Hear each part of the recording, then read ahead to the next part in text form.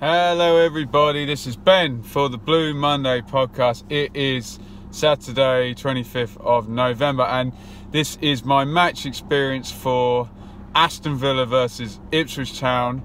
I have been to Hartlepool last night, played a show. I parked my car in Leicester Forest East services, come back down the M1. I've had bugger all sleep. I'm really tired. The van has just dropped me, it's just there. And I've got in the car and I'm ready to go to Aston Villa. I haven't got a clue where I'm going because this is not my neck of the woods. I've literally gone London, Hartlepool, Leicester Forest East, and now I'm off to Birmingham to Aston Villa. It's pretty wet and windy, but the sky looks like it could kind of clear. But I think it's going to be a wintry afternoon in the Midlands. I'm excited for the game. Ipswich obviously on Wednesday, heartbreaking 94th minute equaliser at home to Sheffield Wednesday. Game they really look like they could have and should have won. In the scheme of this 5-run game, that looked like the best place to get 3 points, and this looks a lot harder. Obviously Villa away, difficult game, big stadium, big club, good players, but we did go there and win earlier this year, kind of heroic, backs to the wall 1-0 win with Hughes getting the winning goal. Mick said in his press conference that you're going to see a few fresh faces. McGoldrick obviously is going for surgery, so we know he's not going to be around. Knudsen is unsuspended and back available, so we know he's going to be back. Will Mick stick to the same team shape? Who's he going to bring in? I think the back four is going to be fairly solid. Only Iorfa maybe might get a sniff over Spence, we shall see. Will he stick with Connolly in the middle with Skews? What's going to happen up front? I think we might be quite likely to see Grant Ward today, maybe Freddie Sears, maybe Tristan Nodham. Not entirely sure what he's going to do, but a good chance for the other players to have a crack. They should be rested and fit. And as much as McGoldrick, fantastic player, very skillful, having a good season, definitely a first teamer, it gives an interesting look because he's the type of player who receives the ball, kind of stops, dribbles, and he dictates the pace of the game with the way he plays.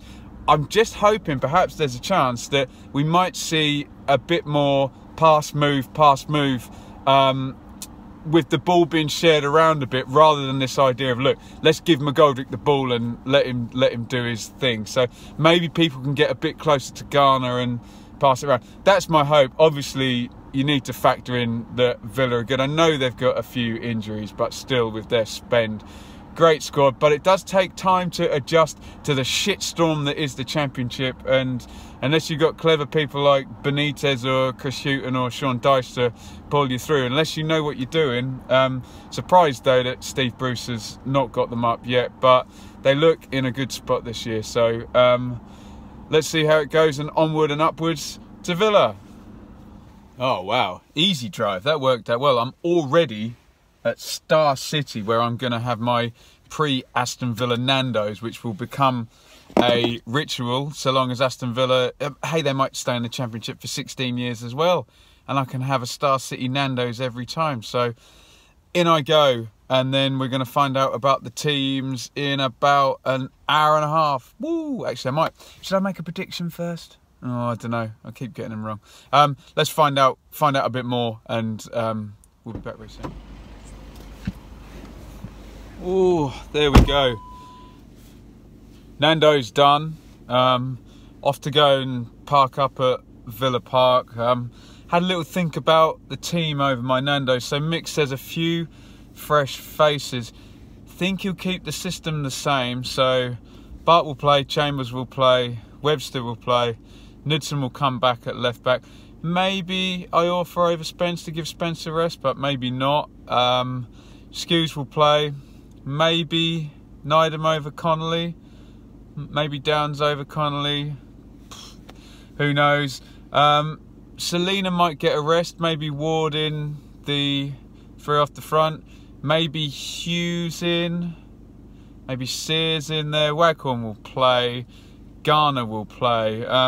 Some people think the system might change, so it might go straight 4-4-2. Waghorn and Garner up front, and then, you know, Ward back in into midfield. So we'll see. I must confess, I don't really want to see us go back to the 4-4-2. I think it only really worked earlier in the season because we just had all that. We had Sears and Waghorn and McGoldrick and Garner and all that goal threat. He could make it more 4-3-3 type thing with Selina and Waghorn close to Garner and a tighter midfield, but really not sure what he's going to do. If you take the definition of a few faces, literally maybe 2 or 3 changes, but 2 would feel a lot, 1 would be about right, and 3 would be insane. But there were 6 at Cardiff, so we shall see what happens. I am now going to drive to my parking spot and get ready for the game. Well, what did I say? 1, 2, 3 changes. Well, there's actually 4. So, I mean, one of them doesn't so much count as a change because it's Knudsen back in for Kenlock at left back. But as I possibly speculated, he did take Spence out for a rest. He's played loads of games and obviously had that handball issue on Wednesday. So the back, kind of 5 of them, Bart in goal. I'm guessing it's Iorfa right back, Knudsen left back, Chambers and Webster are the centre backs. He's kept with Connolly and Skews as the 2 sitting midfielders, and then the line in front, he's just gone for a lot of running power, I think.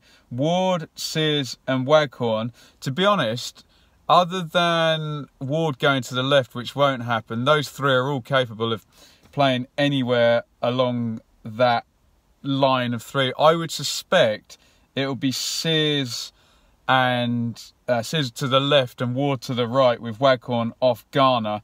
And then that way you can just revert that into a 4-4-2 easily.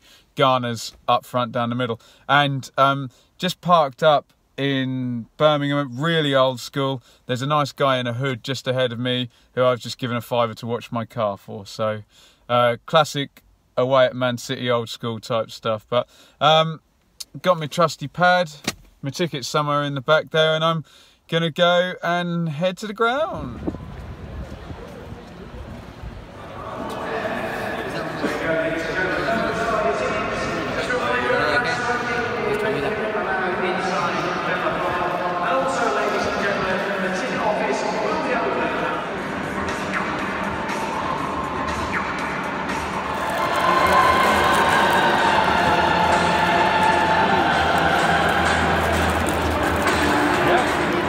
Half time, it's very cold, my nose is very red.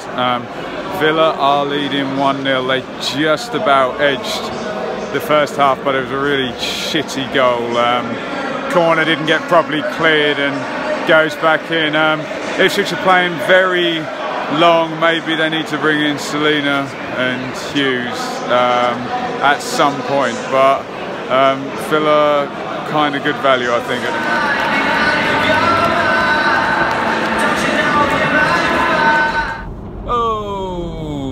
It's all done. Ipswich lost 2-0 in the end. I think the second goal was about 65 minutes in, adding to the one in the first half. Unfortunately, Mr. Iorfa had a bit of a horror show for both goals, and Adoma scored again in the second half. So I think go home, write that one off. Pretty easy win in the end for Aston Villa.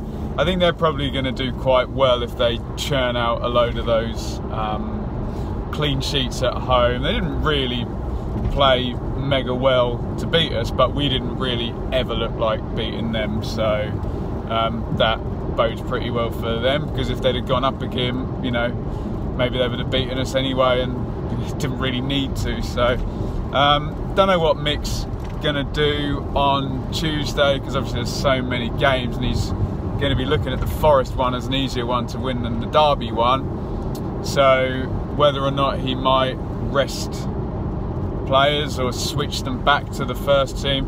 Iorfa did hurt his hamstring, so I'm pretty sure Spence will come back. That'll be one change. Don't know whether Hughes will be fit enough to start. It's a lot of games close together, so maybe we see him on the bench again. Selina was rested, so maybe he'll start. Who knows? a little bit disappointed, but to be honest, Villa are a really strong squad. You know, it's a big club, big stadium, and really they should be beating us. It was, when we lined up these 5 games, it was always the Sheffield Wednesday home game, you know, and the Nottingham Forest home game that looked like the more sort of winnable ones. So nothing's really changed in that respect. After Derby on Tuesday, so looking forward to that. I'm looking forward to an early night for once tonight. It's 6:12 now. It took ages to get out of the last bit of Birmingham, but now nice easy run home, and it should be home in an hour and a half or something, I reckon. So yeah, probably gonna whack some 606 on and sit back and chill in my ride. So see you at the other end. Well, I didn't want to finish the video out in the bloody cold, but I am, needless to say, back from Aston Villa and in bed. It's kind of one of those games where you just want to write it off and forget it. There's not really any great positives to be gained from it. Just writing the podcast script for Monday and looking at Derby's form, and that looks really good. So maybe we're not going to be too happy until after the Forest game next week. That seems far more winnable. The points per game has dropped below 1.5 as well. So point on Tuesday would be really nice. But yeah, let's just scrub Aston Villa off today. Try and forget about it. Move on. Hope you've enjoyed the video. Give us a thumbs up. Give us a sub. Follow me on Twitter at Benjamin Bloom.